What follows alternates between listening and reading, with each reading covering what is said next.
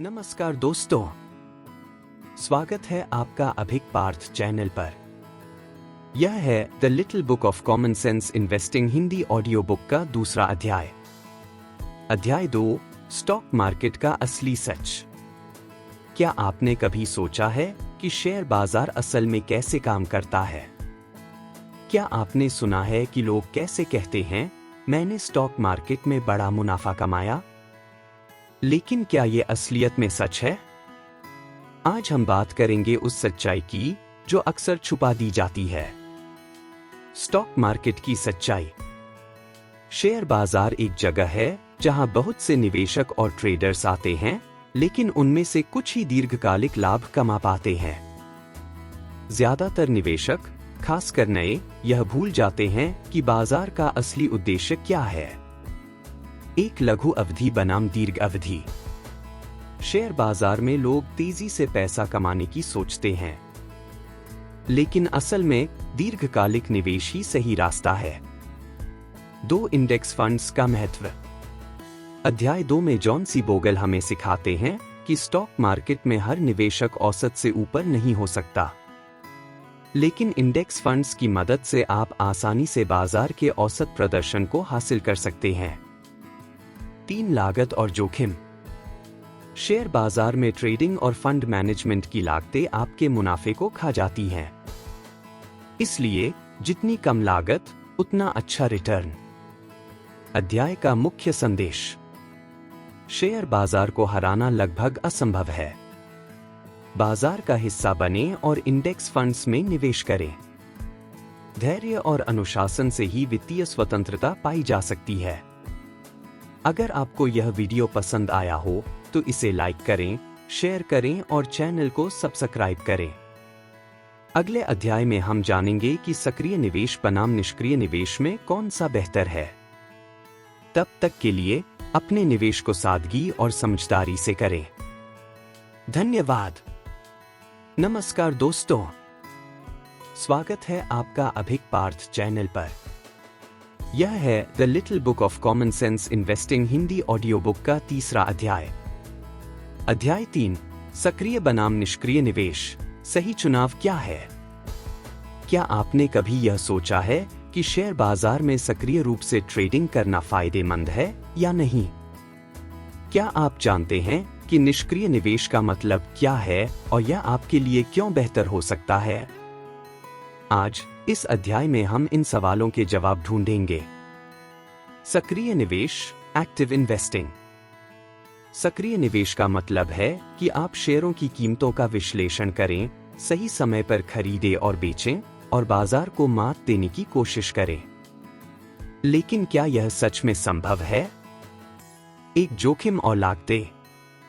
सक्रिय निवेश करने वाले निवेशकों को बार बार ट्रेडिंग करनी पड़ती है।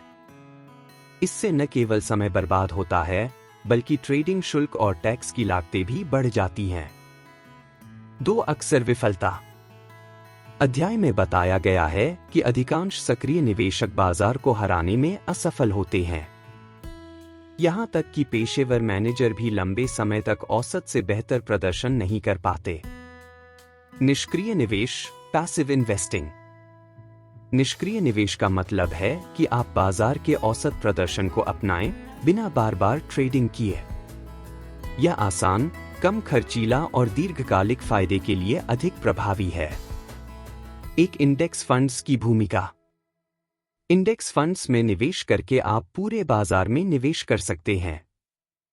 इससे न केवल आपका पैसा सुरक्षित रहता है, बल्कि आपको समय के साथ बेहतर रिटर्न भी मिलता है। 2 कम लागत, ज्यादा लाभ। निष्क्रिय निवेश में लागतें बहुत कम होती हैं और इससे आपको अपने निवेश का अधिकतम फायदा मिलता है। अध्याय का मुख्य संदेश। सक्रिय निवेश समय, पैसा और ऊर्जा बर्बाद कर सकता है। निष्क्रिय निवेश दीर्घकालिक दृष्टिकोण के लिए सबसे अच्छा तरीका है। इंडेक्स फंड्स में निवेश करके आप बाजार के औसत प्रदर्शन का फायदा उठा सकते हैं। अगर आपको यह वीडियो पसंद आया हो तो इसे लाइक करें, शेयर करें और चैनल को सब्सक्राइब करें। अगले अध्याय में हम जानेंगे कि बाजार को हराना क्यों लगभग असंभव है। तब तक के लिए अपने निवेश को समझदारी और सादगी से करें। धन्यवाद। नमस्कार दोस्तों, स्वागत है आपका अभिक पार्थ चैनल पर। यह है the little book of common sense investing Hindi audio book का 7वां अध्याय। अध्याय 7, लागत पर नियंत्रण, आपके रिटर्न का असली रहस्य। क्या आप जानते हैं कि निवेश में लागत आपके रिटर्न को कितना प्रभावित कर सकती है? इस अध्याय में हम चर्चा करेंगे कि क्यों कम लागत वाले निवेश आपके लंबे समय के वित्तीय लक्ष्यों को हासिल करने में मदद करते हैं। क्यों लागत पर नियंत्रण महत्वपूर्ण है? एक लागत, आपका छिपा हुआ दुश्मन। जॉन सी बोगल बताते हैं कि निवेश में सबसे बड़ा दुश्मन छिपी हुई फीस और उच्च लागत है। जब आप किसी म्यूचुअल फंड या एक्टिवली मैनेज्ड फंड में निवेश करते हैं तो उसमें एंट्री और एग्जिट चार्ज, मैनेजमेंट फीस और अन्य कई छुपे हुए खर्च होते हैं। उदाहरण, रोहित और सुमित दोनों ने 10 लाख रुपए का निवेश किया। रोहित ने एक एक्टिवली मैनेज्ड फंड चुना जिसकी फीस 2% थी। सुमित ने एक इंडेक्स फंड चुना जिसकी फीस केवल 0.1% थी। 20 साल बाद सुमित का पोर्टफोलियो रोहित की तुलना में लाखों रुपए ज्यादा था क्योंकि उसकी लागत कम थी। कम लागत, बड़ा रिटर्न। कम लागत वाले निवेश जैसे इंडेक्स फंड्स और ETFs आपको अधिक रिटर्न दिलाने में मदद करते हैं। उदाहरण, नीना ने निफ्टी 50 इंडेक्स फंड में निवेश किया जिसकी लागत बहुत कम थी। उसके पैसे ने बाजार की औसत परफॉर्मेंस को फॉलो किया और लंबे समय में अच्छा रिटर्न दिया। कैसे पहचाने की लागत कहां छिपी है? एक, मैनेजमेंट फीस। ज्यादातर फंड्स में यह फीस होती है। उदाहरण के तौर पर, एक फंड जो 2% फीस चार्ज करता है वह आपके हर साल के रिटर्न का 2% ले लेता है। 2, एंट्री और एग्जिट लोड। कुछ फंड्स निवेश करने और फंड से बाहर निकलने पर चार्ज लगाते हैं। 3, ट्रेडिंग फीस। अगर फंड बार बार शेयर खरीदता और बेचता है तो इसकी लागत आपके ऊपर ट्रांसफर हो जाती है। व्यावहारिक उदाहरण, अजय ने एक म्यूचुअल फंड में निवेश किया और हर साल उसे 12% रिटर्न मिला। लेकिन 2% की मैनेजमेंट फीस काटने के बाद उसे केवल 10% रिटर्न मिला। दूसरी ओर, विजय ने 0.1% फीस वाले इंडेक्स फंड में निवेश किया और उसे लगभग पूरा 12% रिटर्न मिला। कैसे लागत पर नियंत्रण करें? इंडेक्स फंड्स और ETFs को प्राथमिकता दें। ये कम लागत वाले विकल्प हैं और बाजार की औसत परफॉर्मेंस को ट्रैक करते हैं। फीस की तुलना करें। किसी भी फंड में निवेश करने से पहले उसकी फीस और अन्य लागतों की जांच करें।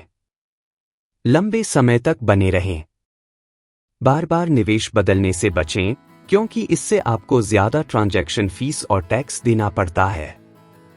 उदाहरण, सुमन ने अपने निवेश को 15 साल तक एक ही फंड में बनाए रखा जबकि उसके दोस्त राजेश ने हर 2 से 3 साल में फंड बदल दिया। सुमन ने न केवल फीस बचाई बल्कि कंपाउंडिंग के कारण ज्यादा रिटर्न भी कमाया। लागत पर नियंत्रण के फायदे। एक, बढ़ा हुआ रिटर्न। कम लागत का मतलब है कि आपके पैसे का बड़ा हिस्सा आपके लिए काम कर रहा है। 2, अधिक पारदर्शिता। कम लागत वाले फंड्स पारदर्शी होते हैं जिससे आपको पता रहता है कि आपके पैसे का क्या हो रहा है। 3, शांति और स्थिरता। जब आप जानते हैं कि आपका निवेश कम लागत में मैनेज हो रहा है तो आप अधिक आत्मविश्वास के साथ निवेश कर सकते हैं। अगर आपको यह वीडियो पसंद आया हो तो इसे लाइक करें, शेयर करें और चैनल को सब्सक्राइब करें। अगले अध्याय में हम जानेंगे कि क्यों एक्टिव निवेश से ज्यादा इंडेक्स निवेश बेहतर होता है। तब तक के लिए समझदारी से निवेश करें और अपने वित्तीय लक्ष्यों को हासिल करें। धन्यवाद।